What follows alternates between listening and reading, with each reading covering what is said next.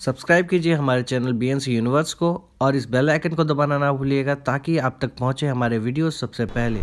हाय दोस्तों, मेरा नाम है विश्वास और आप देख रहे हैं BNC universe channel on YouTube. आज हम बात करने वाले हैं कि किस तरह से आप सिंगापुर में जॉब ले सकते हैं और क्या चीज़ें आपको ध्यान रखनी चाहिए। तो सबसे पहले अगर हम बात करें तो जो उनकी ऑफिशियल वेबसाइट है MOM वाली, उसमें अगर आप जाएँ देन उसमें आपको अपना सेल्फ असेसमेंट करने का एक माध्यम मिल जाता है। मतलब वहाँ पे आपको सेल्फ असेसमेंट करने का एक टूल है जिसमें आपको कुछ सवालों के जवाब देने पड़ते हैं और वो आपको बता देता है कि आप वर्क परमिट के लिए एलिजिबल हैं, एम्प्लॉयमेंट पास के लिए एलिजिबल हैं या फिर एस पास के लिए आप एलिजिबल हैं।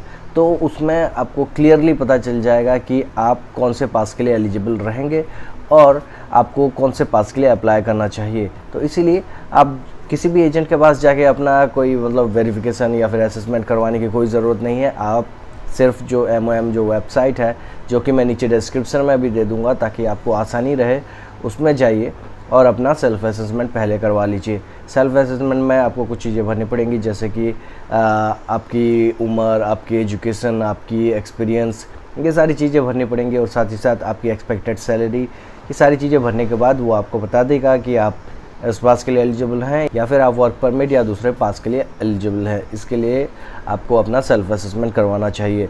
एक बार आपने सेल्फ असेसमेंट करवा दिया देन आपके लिए इजी रहता है कि आपको कौन से टारगेट पकड़ने हैं, क्योंकि जब तक आपको पता नहीं रहेगा कि आप किस पास के लिए एलिजिबल हैं देन आप कहाँ से जॉब के लिए अप्लाई करेंगे। आप हर जॉब के लिए अप्लाई कर रहे होंगे और रिजेक्शन आता रहेगा। इसलिए आप अपना सेल्फ असेसमेंट करवा दें देन आपको पता रहेगा कि आपको कौन से टाइप के जॉब के लिए अप्लाई करना है। और जॉब अप्लाई करने के लिए जैसे कि मैंने कई बार कहा है कि बहुत सारी वेबसाइट हैं जहाँ के आप जाके अपना जॉब के लिए अप्लाई कर सकते हैं। जो सबसे अच्छी वेबसाइट मुझे लगी है जहाँ पे रेस्पॉन्स ज़्यादा है वो है jobstreet.com.sg।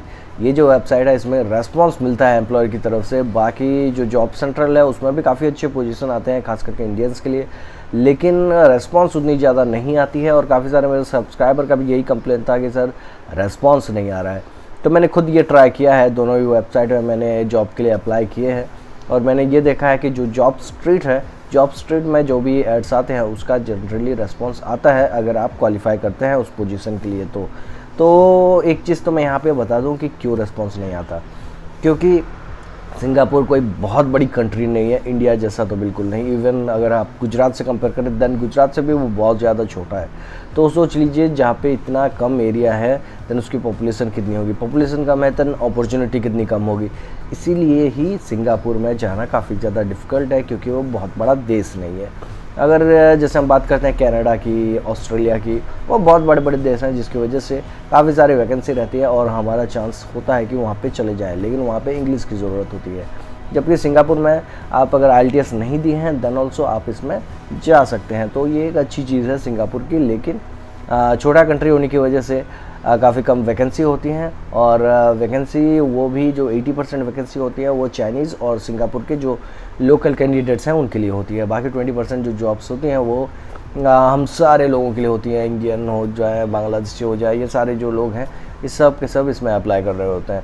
तो इसलिए कई बार ऐसा होता है कि हमको रेस्पॉन्स नहीं आता। लेकिन जॉब स्ट्रीट में अगर आप अपने आप को रजिस्टर कर लें और जॉब सेंट्रल में भी अगर आप अपने आप को रजिस्टर कर लें और महीने में 2-3 बार अगर आप अप्लाई करते रहें तो मेरा मानना ये है कि जॉब ज़रूर लग जाएगा। और एक चीज़ मैंने मार्क की है कि जनरली जो है वो ईयर के स्टार्टिंग में जॉब ऑफ़र ज़्यादा इशू होते हैं।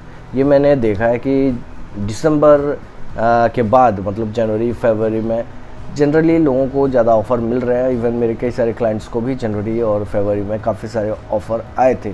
तो इसलिए मैं सोच रहा हूँ कि बेस्ट टाइम अप्लाई करने के लिए होता है जनवरी और फरवरी। ये मेरे पर्सनल एक्सपीरियंस के साथ बोल रहा हूँ, हो सकता है कि ये चीज़ वेरी करे पर्सन टू पर्सन। तो आप एक चीज़ तो कीजिए कि सबसे पहले अपनी जो सेल्फ असेसमेंट है वो करवा लीजिए। उसके बाद आप जॉब स्ट्रीट में अपना रजिस्ट्रेशन करा लीजिए और जॉब के लिए अप्लाई करते रहिए। कम से कम महीने में 4 बार कम से कम अप्लाई कीजिए और हो सके तो जॉब सेंट्रल का भी यूज़ कर सकते हैं आप। और जैसे ही आपको ऑफर लेटर आता है देन आप आगे की कार्रवाई कर सकते हैं। सो ये था आज का वीडियो। होप कि ये वीडियो आपको थोड़ा बहुत मददगार रहे। अगर आपको ये वीडियो पसंद आया हो तो लाइक बटन ज़रूर क्लिक कीजिएगा और साथ ही साथ मेरे चैनल को अगर अब तक सब्सक्राइब नहीं किया है तो सब्सक्राइब करते हुए जाइएगा। दिस इज़ विश्वास साइनिंग ऑफ। Stay connected.